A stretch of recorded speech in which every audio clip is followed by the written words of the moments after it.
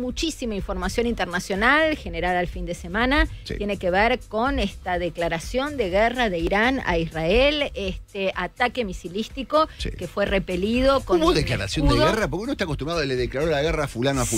¿Hubo un tuit por lo menos que declaraban la guerra o Ahora, directamente atacaron? me parece que vino más Vino por por la ese lado, segunda. ¿no? Sí, fue Claro. una declaración de hecho Y más tampoco que... es un ataque, sino yo te tiro a vos porque vos me tiraste a mí primero. Sí, lo cual también es dudoso. Porque en realidad todo esto arranca en un ataque terrorista de Hamás a Israel, después Sí. Israel, una posición Supuestamente defensiva ataca a la sobre la embajada. franja de Gaza, después la embajada en Teherán, Sí. y ese habría sido el detonante de... Yo creo que el gobierno de Israel nunca reconoció el ataque a la embajada. O sea, son suposiciones. Pero Irán sí está atacando desde su gobierno. Y le vamos a preguntar al que sabe. A Está en ver. línea Marcelo Cantelmi, que es periodista, jefe de política internacional del diario Clarín y quien mejor conoce el conflicto de Oriente Medio, sin lugar a dudas, que se enojen todos los demás. ¿Cómo estás, Marcelo? Gracias por atendernos. ¿Cómo te va, Marina? ¿Qué presentación? Bueno, Te la mereces. Pero muchas gracias. Bueno, como verás, nosotros tenemos más dudas que certezas, ¿no? ¿Cómo explicarías estas acciones durante el fin de semana por parte de Irán sobre Israel? ¿Y qué es lo que se viene? ¿Qué esperar como represalia o contraofensiva de Israel? Sí, ese último punto es el más álgido. Organicemos un poco la cosa. Dale. Realmente la tensión entre Israel y Irán es muy antigua, mucho más atrás del atentado terrorista del grupo Hamas del 7 de octubre. Israel tiene una suerte de eje de la resistencia, como ellos lo llaman, que incluye esta banda terrorista pseudo-islámica de la Franja de Gaza, a Hezbollah, este partido político con milicia muy poderosa del Líbano, los Hutis en Yemen, que atacan el Mar Rojo, y grupos muy fuertes en Siria, en Irak. Digo, Irán tiene influencia directa en una serie de países muy importantes, Siria, Irak, Líbano, casi llega al Mediterráneo. Y esto es lo que ha preocupado siempre a Arabia Saudita, por ejemplo, y al propio Israel. Arabia Saudita e Israel son socios bajo la mesa, no tienen relaciones diplomáticas, pero más o menos siempre apuntan al mismo sitio. Y ha habido litigios constantes, ingenieros atómicos de Irán que son fulminados por movimientos, operaciones secretas de comandos, seguramente de Israel. Donald Trump, que anula el muy exitoso y realmente de gran perspectiva histórica acuerdo que hace Barack Obama con Irán para parar su enriquecimiento o su crecimiento nuclear, su crecimiento en el sentido del enriquecimiento de uranio para llegar a una bomba atómica. Bueno, esto lo para Obama, lo detiene Trump para poder sancionar a Irán.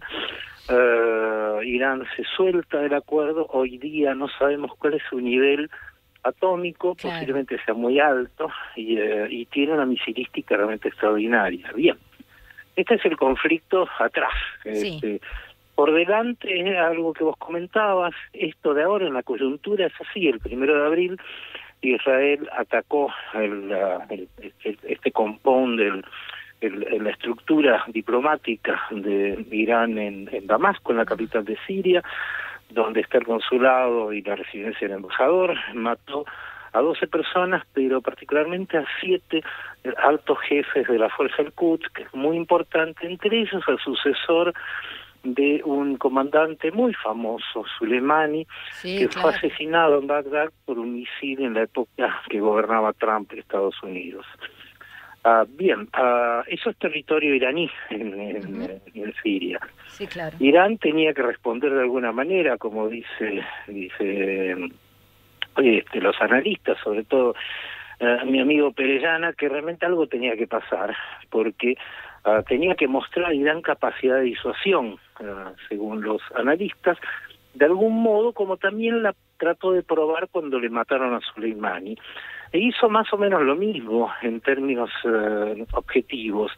Si bien en aquel caso atacó a posiciones norteamericanas, previo aviso a Bagdad de cuándo sería, cómo sería y demás, es decir, fue muy simbólico, ahora hizo un ataque con una serie de drones y misiles muy particulares que hicieron un vuelo lento de 7 a 9 horas, cuando tiene misilística que puede llegar en 2 horas o 12 minutos de Irán a Israel, digo, los supersónicos. Eso no los usó.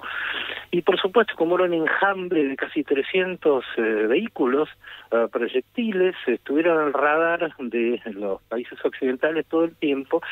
Y ahí se estructuró una defensa extraordinaria con Estados Unidos, con Israel, con Francia, Gran Bretaña y Jordania, que destruyó estos aparatos. Y Irán dijo, bueno, con esto me conformo. Bien, acá hay dos interpretaciones. Sí. En realidad, Irán quiso destruir a Israel, o en realidad Irán quiso mostrar esta capacidad de disuasión sin destruir a Israel. Mostrar los dientes. Israel no pasó, en Israel prácticamente no pasó nada. No. Salvo el susto, una nena así que sufriría por un pedazo de un misil que fue golpeado por una antiaérea y nada más. O son muy ineficientes o realmente lo hicieron adrede. Bueno, hoy Kerry, que es el vocero de Seguridad Nacional en Estados Unidos, que es casi un ministerio de enorme incumbre dentro del gabinete de Joe Biden, dijo, no es cierto estas versiones de que en realidad Irán hizo un ataque calibrado, trató de hacer un golpe muy destructivo en Israel y fue muy exitoso el escudo que se colocó, lo cual muestra el poderío que tiene Israel con sus aliados, claro. Y no lo dijo, luego muestra la ineficiencia de Irán, digamos. Hay una especie de esfuerzo bastante objetivo para mostrar a Israel con una gran victoria el sábado, que realmente la tuvo, claro, y para evitar que Israel tenga la necesidad de hacer un golpe en Irán. Eso es muy importante. Irán, o sea, no necesariamente va a haber una escalada, sino que pueden darse por satisfechas, entre muchas comillas la palabra, ambas partes.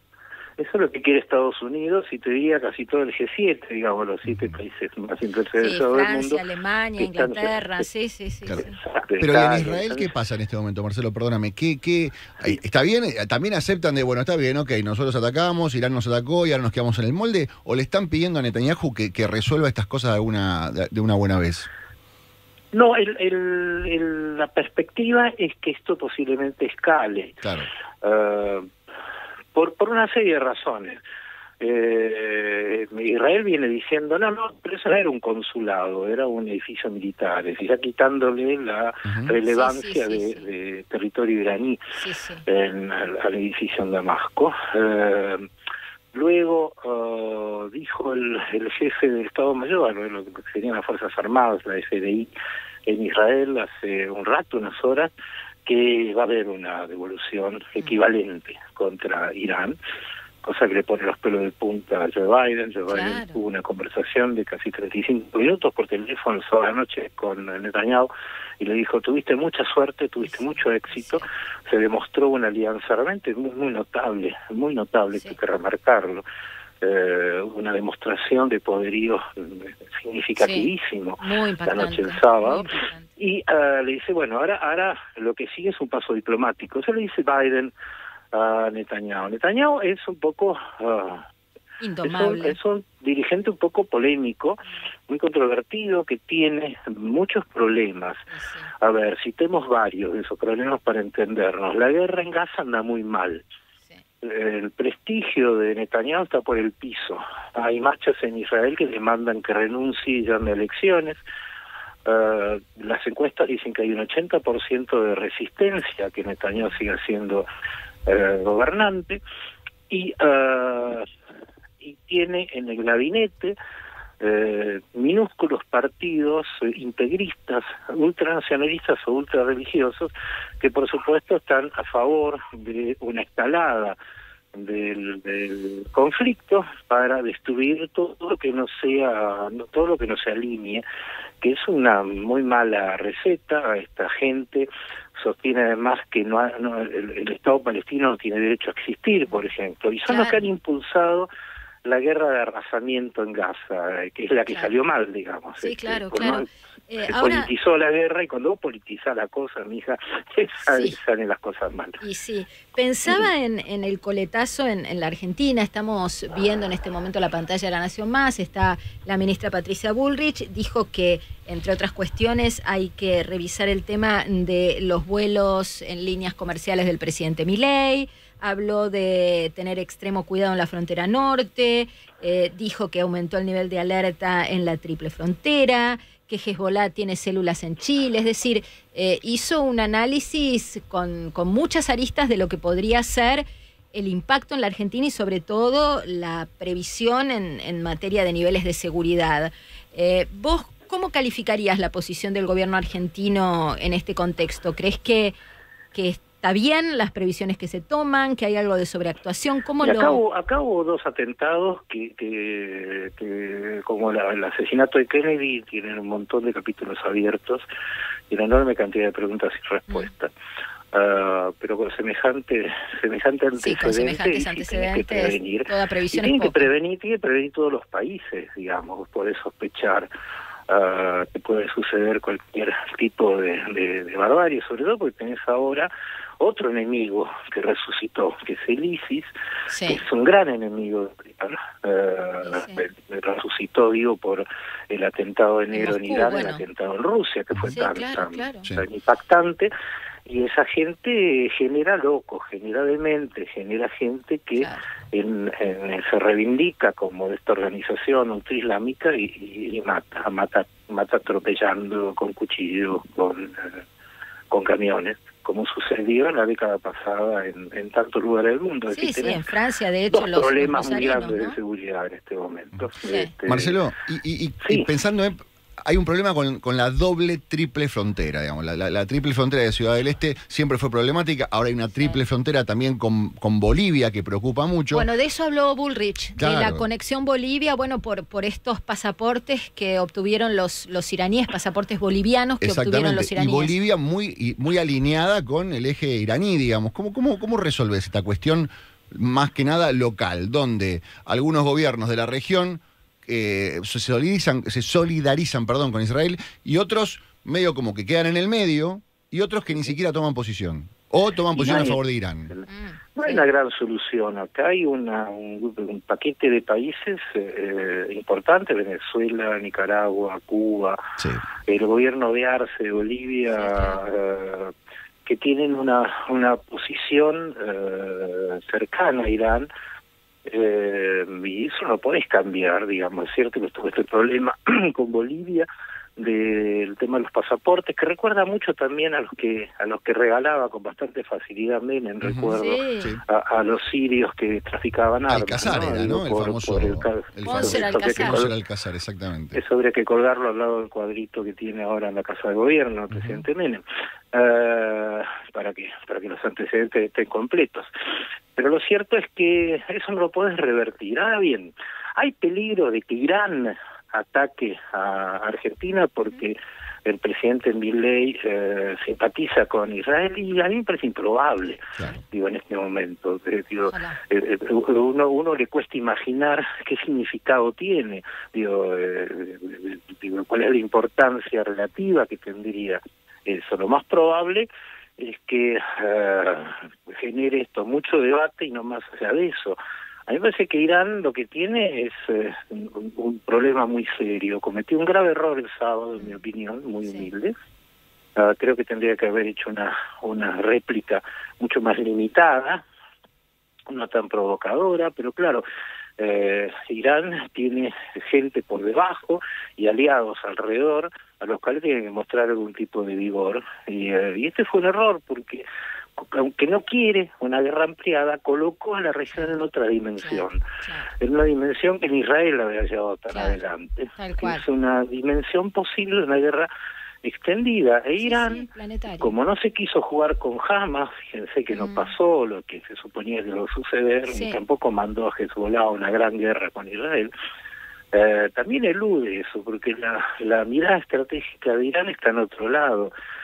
A ver, hay una guerra en Ucrania que es muy importante a nivel geopolítico. Si Ucrania pierde esa guerra, como parece que podría llegar a suceder este año, esa derrota es la derrota de Occidente, la derrota de Estados Unidos es la derrota de la OTAN. Va a ser un golpe significativísimo para toda esta parte del mundo si cae Kiev. No es solamente una guerra entre Rusia y Ucrania, donde Rusia dice este país no tiene derecho a existir. Es una guerra completamente que pone en riesgo el equilibrio la estructura geopolítico, occidental.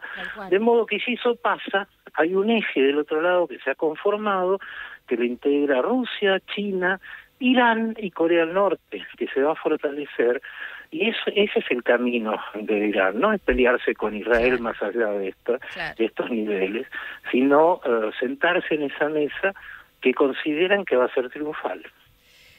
¡Qué miedo! Rusia, China, Irán y Corea del Norte. Miedo.